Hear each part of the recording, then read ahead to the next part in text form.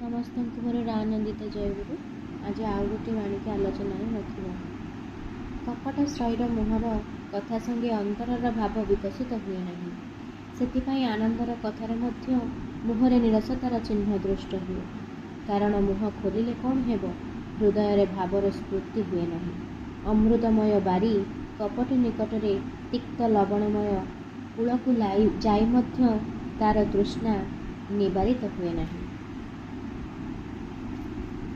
কপটাচারী মানুষের মুখের কথার সাথে অন্তরের ভাব বিকশিত হয় না। সেই জন্য আনন্দের কথা বললেও তার মুখে একটা নিরসতার ছাপ দেখা যায়। ঠাকুর বলেছেন, মুখে যাহা মনেও তাহা রাখতে হবে।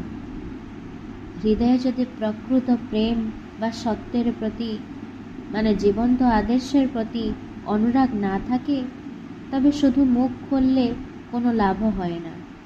হৃদয়ে ভাবর স্ফূর্তি হয় না। কপটি ব্যক্তি গভীর আনন্দ থেকে বঞ্চিত থাকে। তাই তার কথা কাউকে প্রেরণা দিতে পারে না। ঠাকুর সৎসঙ্গ আদর্শের সান্নিধ্যকে অমৃত বলেছেন, কিন্তু একজন কপটি মানুষ সেই অমৃতের কূলে সদ্গুরুর কাছে গিয়েও নিজের অহংকার ও সন্দেহের জন্য সেই দিব্য রস গ্রহণ করতে পারে না।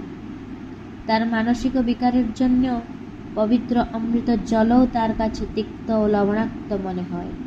তার আধ্যাত্মিক তৃষ্ণা সবসময় অপূর্ণ রয়ে যায়। একটু উদাহরণ দিচ্ছি। রামায়ণে রাবণের নির্দেশে মারীচ এক সুন্দর সোনার হরিণের রূপ ধারণ করে সীতার সামনে এসেছিল। তার বাইরের রূপও অত্যন্ত চমৎকার ও আনন্দদায়ক ছিল, কিন্তু ভিতরে ছিল কেবলমাত্র কপটতা আর মৃত্যুর ভয়।